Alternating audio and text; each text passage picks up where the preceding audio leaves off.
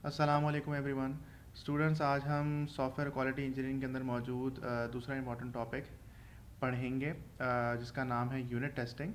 Previous video lecture के अंदर मैंने आपको ऑटोमेशन टेस्टिंग करना सिखाई थी विद सम रिस्पेक्टिव कमांड्स, जो कि सेलेनियम फ्रेमवर्क से कमांड्स थी।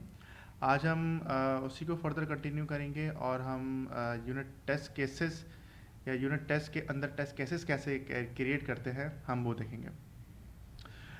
तो सबसे पहले तो जिस यूआरएल के अगेंस्ट मैंने टेस्ट केसेस क्रिएट करना है हम पहले वो देख लेते हैं। मैं आपको दिखा देता हूँ। For example, this is the site जिस पे हम जो है इसके अगेंस्ट हम टेस्ट केसेस लिखेंगे। तो ये सिंपली आपके पास अलर्ट बॉक्सेस पर कुछ बटन्स हैं। बटन्स के अगेंस्ट कोई ना कोई ऑपरेशंस परफॉर्म हो होंगे। फॉर एग्जांपल 4 बटन आपको दिखते हैं यहाँ पे। सबसे पहले बटन के अंदर लिखा हुआ है click button to see alert. तो अगर इसको क्लिक करेंगे तो आपके पास एक अलर्ट बॉक्स या अलर्ट मैसेज जो है अपीयर होने वाला है एक रेक्टेंगुलर ब्लॉक के अंदर। ये देख सकते हैं आप, यू क्लिक अ बटन। तो ये मैसेज आपको एक पॉपअप हुआ है, message as an alert. Okay दबाएंगे तो ये डिसमिस हो जाएगा। आफ्टरवर्ड जो सेकंड बटन वो कहता है कि जब क्लिक करेंगे तो 5 सेकेंड्स का टाइम लेगा और आपके पास अगेन एक पॉपअप मैसेज जो है वो पॉपअप होगा या अलर्ट बॉक्स आपके पास अपीयर होगा। मैंने क्लिक कर दिया है। 5 सेकेंड्स के बाद आप देख सकते हैं कि आपके पास एक मैसेज अपीयर हो रहा है as an alert box. Okay कर दिया मैंने। देन आपके पास थर्ड बटन कहता है कि क्लिक करेंगे तो आपके पास जो you confirm, do you want to confirm, ये कन्फर्म एक्शन का आपसे कोई ये मैसेज दे रहा है और इसके अगेंस्ट आपके पास दो काम है, आपको एक्सेप्ट करना है या रिजेक्ट करना है। तो मैं इसको एक्सेप्ट कर देता हूँ या फॉर एग्जाम्पल मैं रिजेक्ट कर देता हूँ। जैसे ही आपने कैंसिल पे दबाया, आपने डिसमिस किया, तो आपने बेसिकली आपको सामने आपको उसका आंसर भी दिख रहा आ रहा है, यू सेलेक्टेड कैंसिल। और जो चौथा आपके पास बटन है वो किस बिहेवियर से काम कर रहा है उसको भी देख लेते हैं। ये बेसिकली आपके पास एक प्रॉम्प्ट बेसिकली ये वो है बॉक्स। इसके अंदर आपको प्रॉम्प्ट कर रहा है कि आप जो है कोई ना कोई इसके अंदर मैसेज टाइप करें। और जैसे ही मैं कोई मैसेज टाइप करूँगा और ओके दबाऊँगा तो वो मेरे पास अपीयर हो जाएगा left hand side of this. आपके पास जो भी कंटेंट में लिखा हुआ है on button click prompt box will appear. तो बेसिकली 4 बटन्स हैं। अब मैं अगर मैं कल की बात करूं या लो मैं सॉरी मैं प्रीवियस लेक्चर वीडियो लेक्चर की बात करूं जिसमें मैंने आपको ये बताया था कि आप जो है ऑटोमेशन स्क्रिप्ट लिख सकते हैं इन तमाम फीचर्स के अगेंस्ट इंडिविजुअली। बट आज हम जो है सीखेंगे कि हम कैसे यूनिट टेस्ट के कॉन्सेप्ट को यूज़ करते हुए इनके अगेंस्ट टेस्ट केस लिखने वाले हैं। तो सबसे पहले तो मैं बता दूं आपको कि यूनिट टेस्ट के अंदर आप टेस्ट केसेस लिखते हैं हर इंडिविजुअल वेब एलिमेंट का। फ़र्क सिर्फ इतना है कि आप उनके ग्रुप्स बना देते हैं। फॉर एग्जांपल मैं बात करूं कि मैं अपने स्क्रिप्ट में 2 टेस्ट केसेस बनाने वाला हूं। टेस्ट केस नंबर 1 के अंदर मैं इन 2 बटन्स के अगेंस्ट जो है स्क्रिप्ट लिखूंगा। उन वेब एलिमेंट्स की इन्फॉर्मेशन होगी, उनको लोकेट करने की बात होगी, उनके अगेंस्ट एक्शन परफॉर्म कराने की बात होगी। और टेस्ट केस नंबर 2 के अंदर मैं इन जो लास्ट 2 बटन्स हैं उसकी अगेंस्ट इन्फॉर्मेशन ऐड करूंगा in terms of navigating, locating and action. तो होगा क्या, जब आप डिवाइड कर देते हो अपने वेब एलिमेंट्स को इन टू यूनिट्स, तो वो बेसिकली क्या होता है, दोनों टेस्ट आपस में लिंक नहीं होंगे। दोनों टेस्ट केसेस जो हैं आपस में या यूनिट टेस्ट जो हैं वो इंडिपेंडेंट होंगे। इससे क्या होगा कि अगर किसी फॉर एग्जाम्पल इस वाले एलिमेंट में कोई एरर है, कोई प्रॉब्लम है, तो आपको जो पिछला टेस्ट केस है या जितनी भी आपने स्क्रिप्ट लिखी है उसमें एरर नहीं आएगा, क्योंकि वो इंडिपेंडेंट वे में वर्क कर रहा था। यूनिट टेस्ट केस 1 वो सेपरेट होगा, उसका रिजल्ट सेपरेट दिखाया जाएगा कंपैरेटिवली इसके जो यूनिट टेस्ट केस 2 था और इसके अंदर ये 2 एलिमेंट्स मौजूद थे। तो क्या क्या सब समझ आती है बात कि आपके पास बेसिकली जो टेस्ट केसेस हैं वो यूनिट्स में डिवाइड हो जाएंगे और इन टर्म्स ऑफ फंक्शनैलिटी आप उसको ऐड करेंगे। जो भी आपका वेब एलिमेंट होगा, जैसे ये मेरे पास 4 बटन्स हैं, तो 4 बटन में से 2 बटन्स को मैं एक यूनिट टेस्ट केस 1 बनाऊंगा और एक 2 बाकी बटन्स के लिए मैं बनाऊंगा यूनिट टेस्ट केस 2। और वो दोनों टेस्ट केसेस इंडिपेंडेंटली चलेंगे और उसका आंसर मुझे कंसोल शेल पे दिखने वाला है। इसके साथ साथ अब मैंने यहाँ पे स्क्रिप्ट खोल ली है। हम देख चुके हैं कि हम जो नेविगेट कर रहे हैं, हम जिस यूआरएल की बात कर रहे हैं, हम जिस वेब पेज की बात कर रहे हैं, वहाँ पे किस तरह का कंटेंट विजिबल है। अब सामने आपके स्क्रिप्ट दिख रही होगी क्लास। तो अब ये जो स्टार्टिंग की फाइल्स है, as we have discussed earlier, ये आपके पास तमाम फाइल्स हैं जो कि हम इंपोर्ट करते हैं in terms of time, in terms of selenium, in terms of services by Chrome driver manager. ये तमाम क्या है, ये तमाम आपके पास मॉड्यूल्स एंड पैकेजेस हैं जो कि हमने पहले इंस्टॉल कराए हैं in terms of selenium framework. और उसके बाद हम उसको क्या कर रहे हैं, हम उसको इंपोर्ट करवा के हम उसकी सर्विसेज को या जो भी आपके पास फंक्शंस हैं हम उनको यूज़ कर रहे हैं। ये तमाम बातें प्रीवियसली डिस्कस हो चुकी हैं। Afterwards as I said unit test के लिए आपको क्लास और ऑब्जेक्ट का कॉन्सेप्ट होना चाहिए।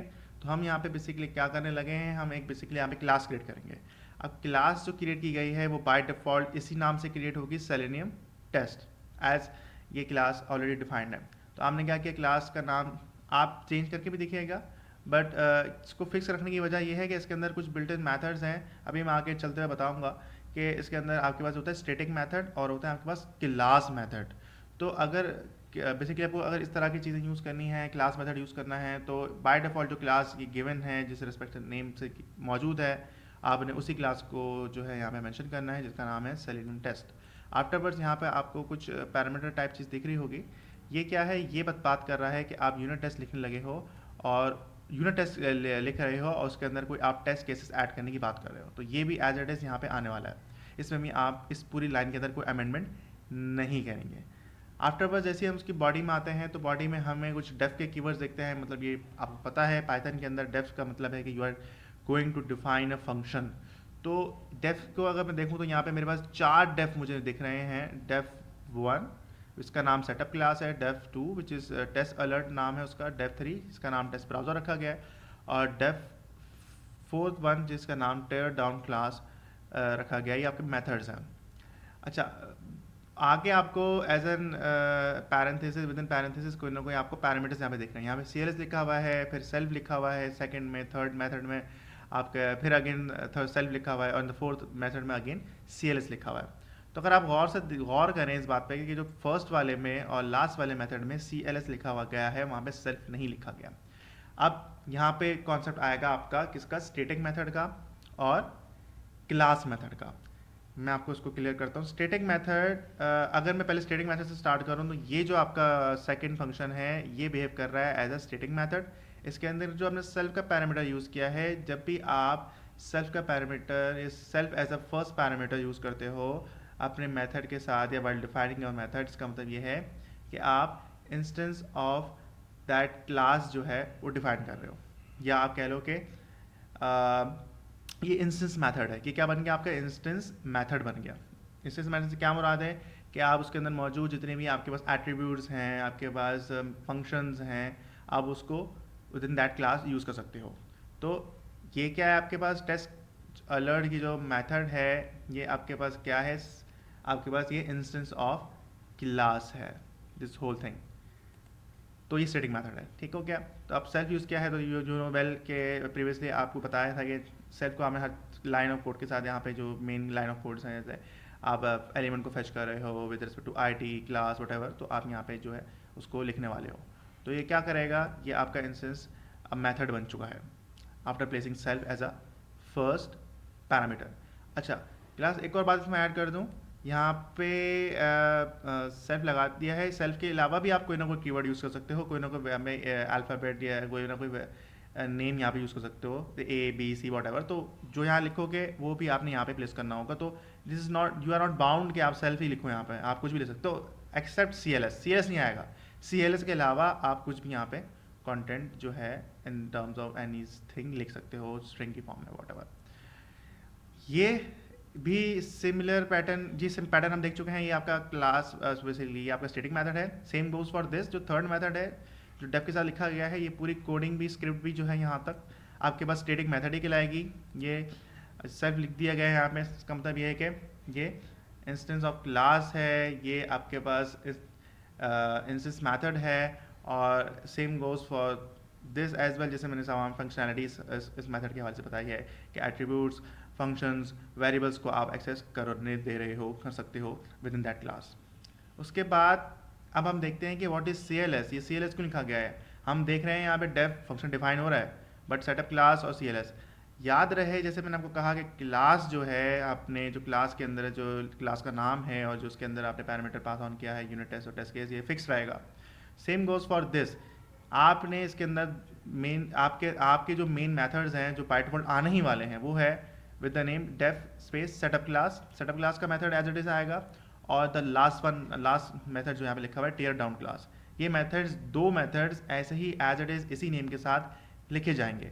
क्यों, इसके पीछे क्या मकसद है? इसके पीछे मकसद ये है, मतलब ये है इसका कि ये है आपके पास क्लास मेथड। ये क्या है आपके पास? Class method. ये आपके पास स्टैटिक मेथड नहीं है। ये मुझे कैसे पता चला कि ये क्लास मेथड है? क्योंकि यहाँ पे मैंने, आप देख सकते हैं कि यहाँ पे मैंने एज अ फर्स्ट पैरामीटर मैंने सी एल एस ऐड कर दिया है। सी एल एस को अगर आप पाइथन में इन डेप्थ देखेंगे तो ये कहलाता है, it's referring towards class method. Class method basically bound होता है towards the class rather than its object. मतलब ये है कि यहाँ पे देर इज़ नो नीड या रिक्वायरमेंट कि आप क्या कर रहे हैं, इंस्टेंस ऑफ क्लास बनाएं। ठीक है, तो चूंकि ये बिल्ट इन क्लास मेथड है तो यहाँ पे क्रिएशन ऑफ क्लास इंस्टेंस की ज़रूरत नहीं है। ये भी, और इसके अलावा इसके साथ साथ जहाँ पे आपको कुछ एनोटेशन दिख रहा है, तो जब भी आप किसी भी मेथड को किस ऐसा पैरामीटर के फॉर्म में आप लिखते हो सी एल एस, जो कि बन जाता है क्लास मेथड, तो उसके लिए आप ज़रूरी है कि आप क्या लगाएं, आप क्लास मेथड के नाम से एक एनोटेशन ऐड करेंगे उस मेथड से पहले। तो ये क्या बना आपके पास? ये आपके पास है क्लास मेथड, ये स्टैटिक मेथड नहीं है।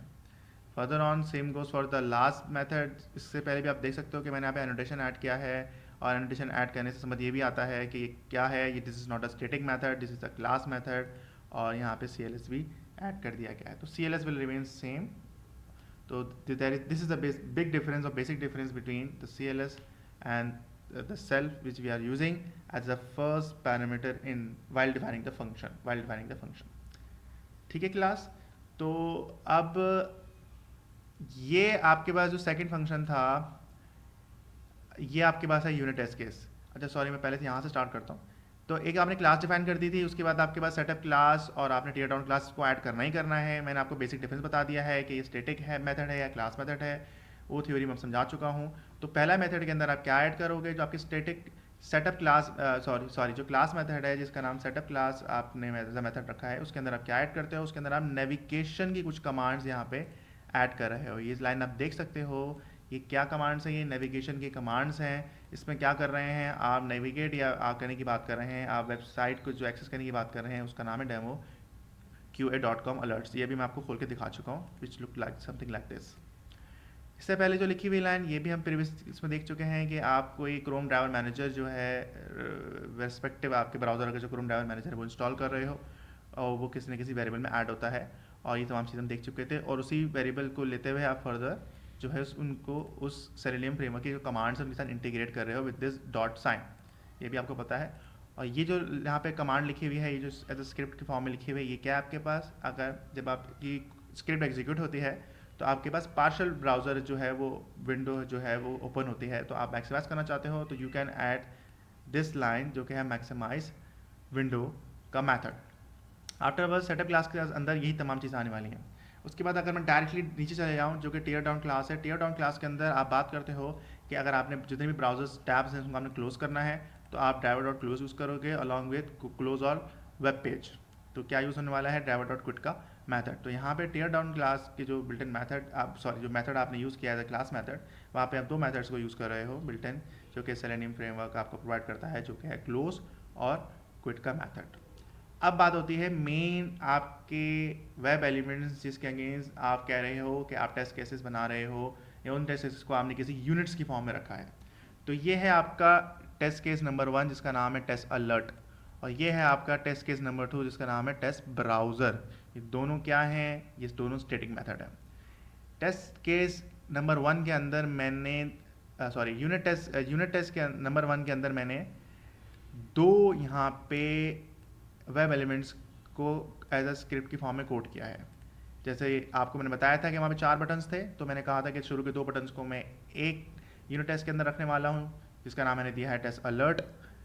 और मैंने कहा था कि जो लास्ट के 2 बटन्स हैं, मैं उनकी स्क्रिप्ट या उनके कमांड्स उनके अगेंस्ट जिनको लोकेट करना है, जो एक्शंस परफॉर्म कराने हैं, वो उनको मैं दूसरे यूनिट टेस्ट केस के अंदर रखूँगा, जिसका नाम यहाँ पर मैंने दिया है test browser as unit test number 2।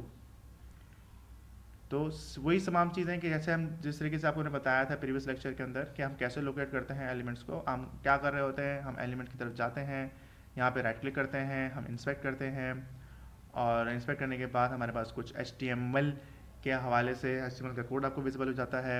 यहाँ पे आप देख सकते हो कि मतलब ID से ट्रेस करने की बात कर रहा हूँ, तो मुझे ID यहाँ पे दिख रही है जो कि है अलर्ट बटन। इसको मैंने सिंपली कॉपी किया होगा, कॉपी करने के बाद ना जाके मैंने क्या कर दिया है, पेस्ट, और वही आपके सामने यहाँ पे दिख रहा है कि अलर्ट बटन।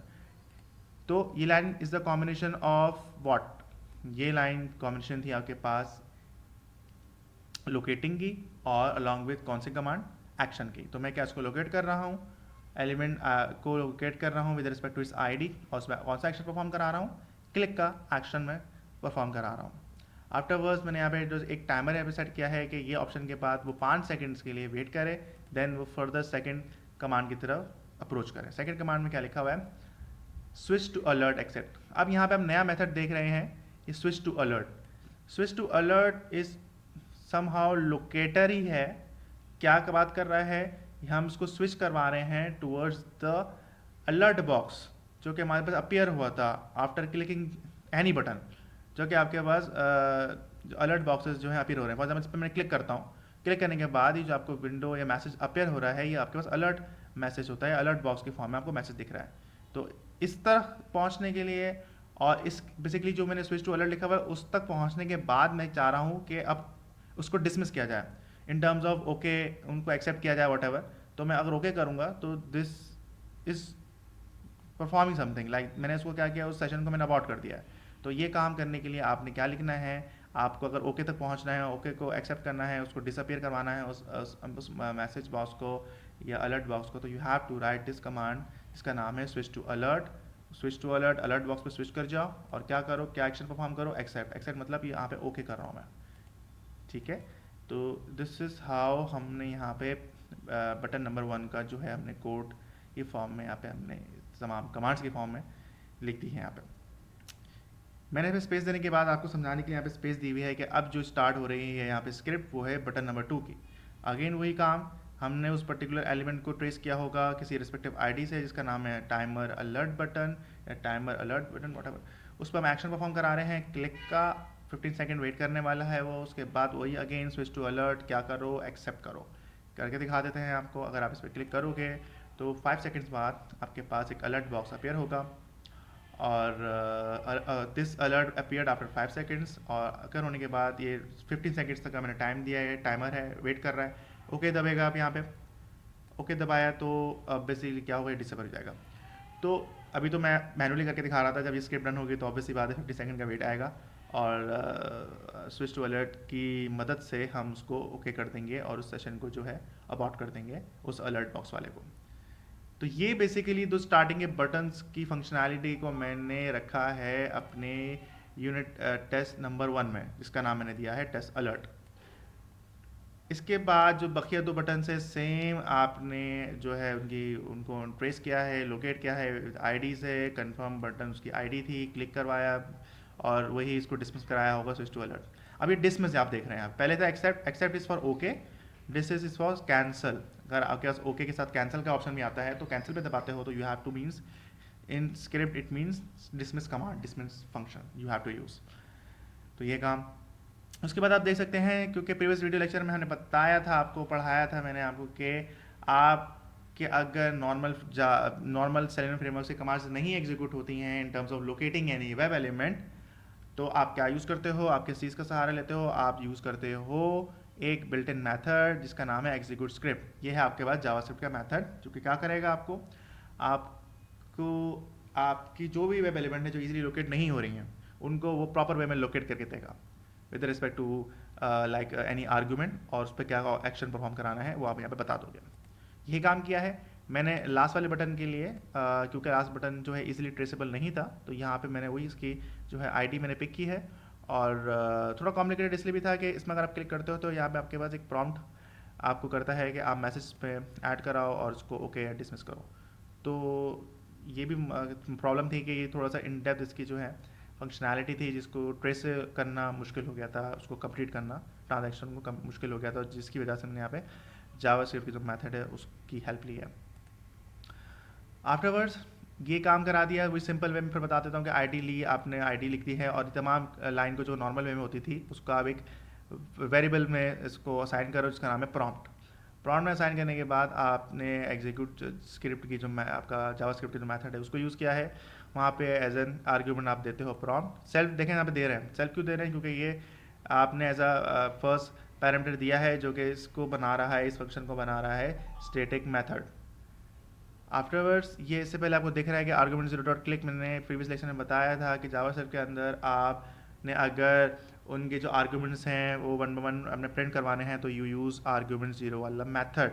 उसके साथ आप क्या यूज़ कर रहे होते हो, डॉट क्लिक। तो यहाँ पे क्योंकि एक ही मेथड है, एक ही हम बेसिकली पैरामीटर की बात कर रहे हैं जो कि हमने दिया है प्रॉम्प्ट, तो हम जो है उसको ज़ीरो लेके यहाँ पे इसको एग्जीक्यूट कराने की कोशिश कर रहे हैं। आफ्टरवर्ड्स क्या करना है, वही काम कि switch to alert. Switch to alert मतलब लाइक कि आप स्विच टू अलर्ट पे गए, मतलब आप स्विच कर गए toward the alert box. Alert box के ऊपर जो मैसेज आ रहा था कि आप प्रॉम्प्ट कर रहे थे, आपसे मांगा जा रहा था कि आपने कोई कीज़ को जो है एंटर करना है, तो आपने की एंटर कर दी जिसका नाम सात लिख दिया है, आपने सात एज एन की एंटर कर दी है वट एवर, और आपने क्या किया है, स्विच टू अलर्ट पे रहते हुए आप उस पर ओके का प्रेस कर रहे हैं बटन। तो दिस इज़ हाउ आपने यहाँ पे यूनिट टेस्ट नंबर 2 के अगेंस्ट स्क्रिप्ट लिख दी है, टेस्ट केस लिख दिया है।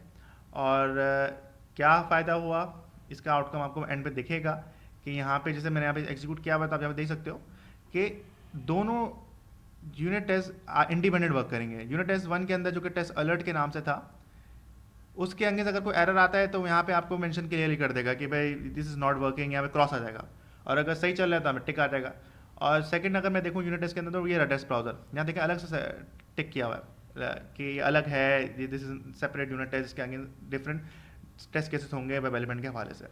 तो प्रॉपर वे में हम हायरार्की देख रहे हैं। सेलेनियम टेस्ट क्लास का नाम आया है और उस क्लास के अंदर मौजूद दो बेसिक मेथड्स, जिसका नाम टेस्ट अलर्ट है जो कि मेरा यूनिट टेस्ट नंबर 1 बनता है, और दूसरे फंक्शन का नाम है टेस्ट ब्राउजर जिसका मतलब है यूनिट टेस्ट नंबर 2, उसको क्लियरली यहाँ पे मेंशन किया गया। चलिए आइए उसको एग्जीक्यूट करके देखते हैं क्लास।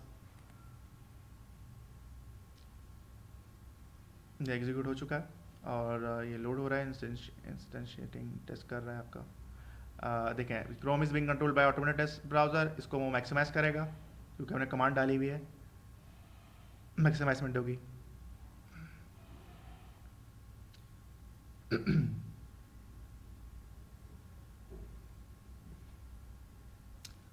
अच्छा, ये इसने मैक्सिमाइज कर दिया है, ठीक है, डायरेक्टली क्या कर दिया है, पहले बटन में क्लिक किया, क्लिक मी, और यहाँ इसको यू क्लिक बटन पे आ रहा है, ओके कर दबा दिया उसने, और उसके बाद ये अब यहाँ मूव करेगा। आप देख सकते हैं हाईलाइट हो चुका है, ये देख रहे हैं आप, ये हाईलाइट हो गया, इस बटन में आप क्लिक करेगा, 5 सेकंड का आपको वेट टाइम मिल रहा है, ये मैसेज अपीयर हो रहा है आफ्टर क्लिकिंग, 15 सेकंड का वेट किया उसने, अब यहाँ पे वो ओके पे क्लिक कर देगा, एक्सेप्ट कर देगा उसको, और ये 50 सेकंड के बाद वो ओके पे प्रेस किया है, आफ्टर बस वो यहाँ मूव कर जाएगा। आप देखें अभी ये जो हाईलाइट हो जाएगा आपका बटन, तीसरा बटन पे ही जा चुका है, और do you confirm action, okay.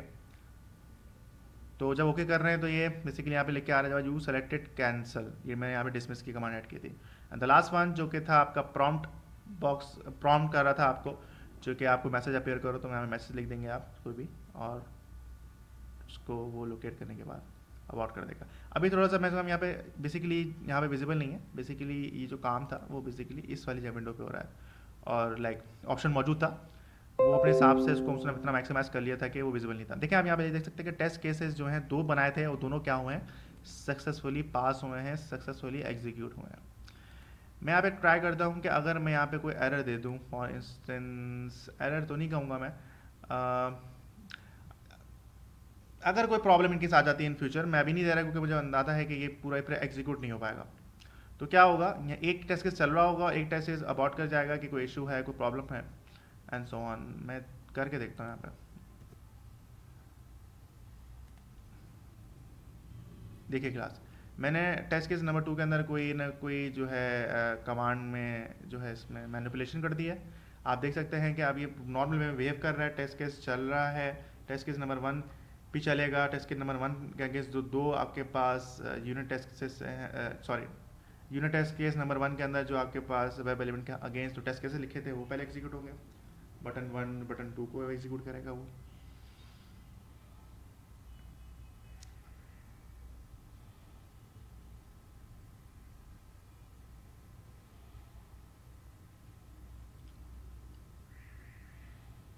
ये बेसिकली जो यहाँ पे तो टाइम लग रहा है, क्योंकि ऑब्वियसली बात है ये साइट जो है एक्सेस की जा रही है फ्रॉम सर्वर, और इंटरनेट का यूज़ हो रहा है, मे बी इंटरनेट अगर आपके पास वीक कनेक्शन है या कोई लैगिनेस है तो ऐसे आपको आउटपुट टर्म्स दिखेंगे।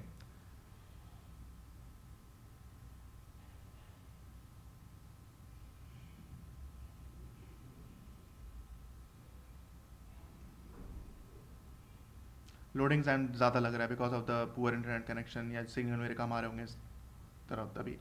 बहरहाल तो आप देख सकते हैं कि पहला बटन जो है क्लिक सक्सेसफुली चल रहा है। तो यूनिट टेस्ट नंबर 1 के अंदर जो टेस्ट केसेस बनाए हैं उसमें से 2 तो सक्सेसफुली आई थिंक चल जाएंगे। आफ्टरवर्ड जब वो मूव करेगा टेस्ट यूनिट टेस्ट नंबर 2 पे, तो वहाँ पे चूंकि मैंने लास्ट बटन के अंदर कुछ फंक्शनैलिटी में मैनिपुलेशन कर दी थी, कुछ एरर मैंने खुद ही जनरेट कर दिए थे, तो हमने देखना ये है कि उसका आउटकम हमें कैसे दिखाएगा वो। क्या पूरा टेस्ट केस हमारा जो है वो डिस्ट्रॉय होने वाला है, या उसने यूनिट्स वाइज ये मुझे बताना है कि there is some problem in unit test number 2। Let's सी।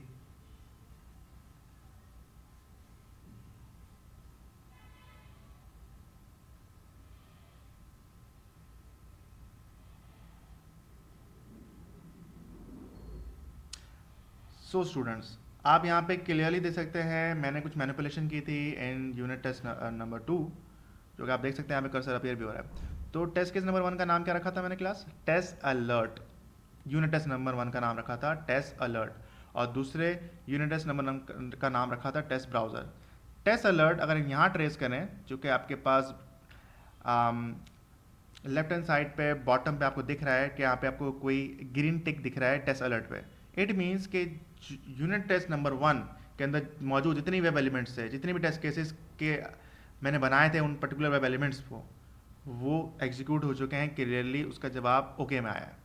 ठीक है। और बकिया जो आपके पास थे जिनका नाम था लाइक टेस्ट अलर्ट होगा या वॉट एवर, जो उसके बकिया थे वो एग्जीक्यूट हो ही नहीं पाए, बिकॉज उसने कह दिया है कि because of the changes I have made, incorrect changes कि मैंने एक्सेप्ट का जो है वो क्लियरली नहीं दिया, लाइक पूरा मैथड यहाँ पे मैंने नहीं लिखा। तो this is how test case देखें यहाँ पे लिख के आ रहा है। टेस्ट केस का रिजल्ट भी आप यहाँ पे देख सकते हैं। टेस्ट केस 2 टेस्ट केसेस थे, आउट ऑफ विच पास क्या कितने हुए हैं 1, और सेकंड वाला ऑब्वियस सी बात है वो फेल हुआ है। सो दिस इज हाउ जब यूनिट टेस्ट को हम यूज़ करते हैं तो वो बेसिकली इंडिपेंडेंटली वर्क करता है, बिहेव करता है, और जो करेक्ट केस होंगे टेस्ट केसेस के अगेंस्ट जो आपका बस करेक्ट बट बिहेवियर होगा आपके वेब एलिमेंट के फंक्शनैलिटी का, वो उसको दिखाएगा करेक्ट वे में ही, और बकिया जो है वो आपको सामने स्टेटस दिख जाएगा कि वो इनकरेक्टली वर्क बिहेव कर रहे हैं, वर्क कर रहे हैं। सो क्लास आज के लेक्चर में इतना ही था। आज हमने बेसिकली यूनिट टेस्ट के हवाले से यूनिट टेस्ट के अगेंस्ट किस तरीके से डिक्लेयर करते हैं पाइथन के अंदर, क्या मेथड्स हैं, क्या क्लासेस हैं, क्लास का नाम क्या रखा जाता है, मेथड कौन कौन से यूज़ होते हैं while preparing your script, by preparing your unit test script, और वो किस तरीके से बिहेव करती है।